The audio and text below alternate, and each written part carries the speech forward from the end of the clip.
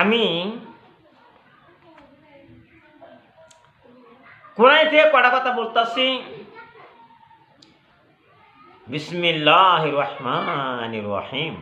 খুব সুন্দর করে শুনবেন, আমল করবেন। না বোঝেন কথাগুলি কেমন করে বুঝবেন কম তো। এখানে বলতেছেন হালিয়াতা কাহাদিসুল গাশিয়া উজুহু ইয়াউমাইযিন খাশিয়া।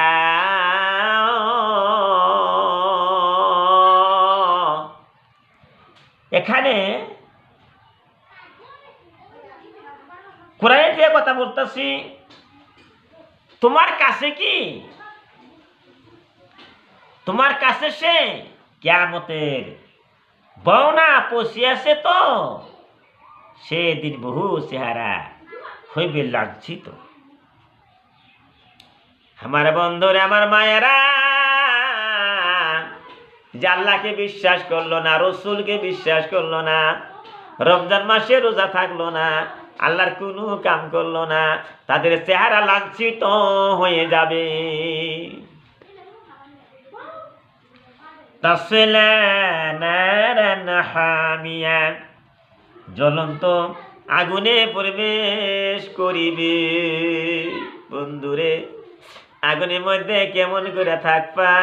তুমি কেমন করে আগুনের মধ্যে থাকতে পারো? একবার তুমি চিন্তা করে দেখলা না? জ্বলন্ত আগুনে প্রবেশ করিবে। কোরআনের মধ্যে বলিয়া দিন আমরা পাইলাম, পায়াও যদি আমরা রোজা না থাকি, এটা কার দোষ? আল্লাহর দোষ না তোমার দোষ না আমার দোষ? বন্ধু, কোন সময় আল্লাহকে দোষান্বিত করবা না। জ্বলন্ত আগুনে প্রবেশ করবে। কেরা আগুনে প্রবেশ করে? যারা পাপিষ্ট, যে আল্লাহর হুকুমকে মানতেছে না, তারাই আগুনে প্রবেশ করবে। তুসকা মিন আইনিন আনিয়া, আরে ফুটন্ত পানি পান করানো হইবে। এত একটা কথা তোমরা শুনলাম, জাহান্নামের পানি, ফুটন্ত পানি পান করানো হবে। তুমি ভালো করে শুনলা, শুনাও কেন আল্লাহকে বিশ্বাস করলা না? আরে বন্ধুরে, সূরা নাম্বার 88, 88 নম্বর সূরা। আরে বন্ধুরে, বুখারী হাদিসের মধ্যে একটা কথা বলতাছে, হযরত আনাস রাদিয়াল্লাহু তাআলা আনহু হইতে বর্ণিত আছে। তিনি বলেন, রাসূল সাল্লাল্লাহু আলাইহি সাল্লাম বলিয়াছেন, কিয়ামতের আলামতগুলোর কতিপয় হলো জ্ঞান তুলে নেওয়া হবে। দুনিয়ার মধ্যে জ্ঞান থাকবে না, জ্ঞান উঠাইয়া নেওয়া হবে। বর্তমানে এখন চিন্তা করে দেখো বন্ধুরে, আমার বাজান রে, অনেক জায়গায় সিনিয়র মাদ্রাসা বন্ধ হয়ে গেছে। আগে বড় বড় ছাত্ররা সিনিয়র মাদ্রাসায় পড়ছে, কত সুন্দর সুন্দর টাইটেল মাদ্রাসায় পাগড়ি দিছে। আর বর্তমান সিনিয়র মাদ্রাসা, টাইটেল মাদ্রাসা বন্ধ হয়ে গেছে। দেখো হাদিস হাতে মিলছে কি না মিলছে। এই হাদিসটা আমি বলতাছি, বুখারী শরীফের হাদিস, 80 নম্বরের হাদিস। বুখারী শরীফ বন্ধুরে, বুখারী শরীফের হাদিস 80 নম্বরের হাদিস। এই শোনা হযরত আনাস বলতাছেন, এমন সময় আসিয়া যাবে, রাসূল বলতাছেন, জ্ঞান উঠিয়া যাবে, জ্ঞান থাকবে না।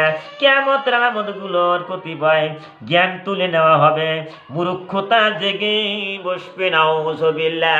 মানুষ মূর্খ হয়ে যাবে, হাদিস পড়তে পারবে না, কোরআনের অক্ষর পড়তে পারবে না, লেখাপড়া করতে পারবে না, লেখাপড়া উঠিয়া যাবে।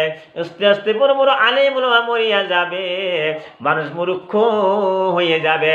মানুষ লেখাপড়া ভালো করে শিখতে জানবে না। আমার মায়েরা, শরাব পান করা হবে এবং জেনা পুরুষের লোভ করবে। কোন সময়ের ভিতরে জেনা হয়ে যাবে।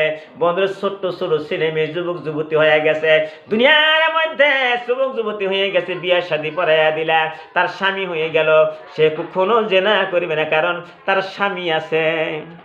যখন ওই মেয়েটার বিবাহ শাদী হইতেছে না, আস্তে আস্তে বড় হয়ে যাইতেছে, আস্তে আস্তে ছেলে বড় হয়ে যাইতেছে, যুবক যুবতী অনেক বড় হয়ে গেল, বিয়া শাদী তুমি দিলা না, তখন আস্তে আস্তে তারা জেনা করা শুরু করে দিবে।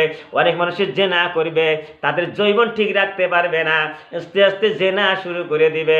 আমার নবী যে কইতাছে, হাদিসের মধ্যে কইছে, এমন সময় আসিয়া যাবে যে জেনা পুরস্কার লাভ করবে, আস্তে আস্তে জেনার পুরস্কার লাভ হয়ে যাবে, জেনা বৃদ্ধি পাবে, মানুষের পথে ঘাটে জেনা করবে।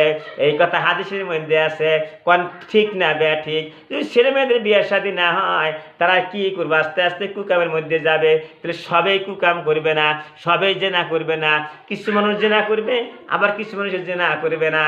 আর বিয়ে শাদী হয়তো দুনিয়ার মধ্যে, বিয়ে শাদীর আয়োজন হয়তো, এত জেনা জীবনে কোনো দিন হয়তো না। আমার নবী আগেই জানে, আল্লাহ আমার নবীকে জানায়া দিছে এমন সময় আসিয়া যাবে জেনা বেশি হয়ে যাবে। কারণ এর মধ্যে কারণ হয়েছে মানুষের বিয়ে শাদী বেশি হইতেছে না। আমার বন্ধুরা, আমার মায়েরা, হাদিসে যা আছে আমি তাই বললাম। রমজান মাসে তোমরা আমল করবা, আমার ভিডিওগুলো যদি তোমরা ভালো পায়া থাকো বন্ধুরে, কেন ভিউজ হবে না? কোটি কোটি ভিউজ হয়ে যাবে। তোমরা জায়গায় জায়গায় তোমরা লাইক শেয়ার সাবস্ক্রাইব করে দিবা, আমার ভিডিওগুলি লাইক ভিউজ সব ভিউজ বেশি বেশি হয়ে যাবে।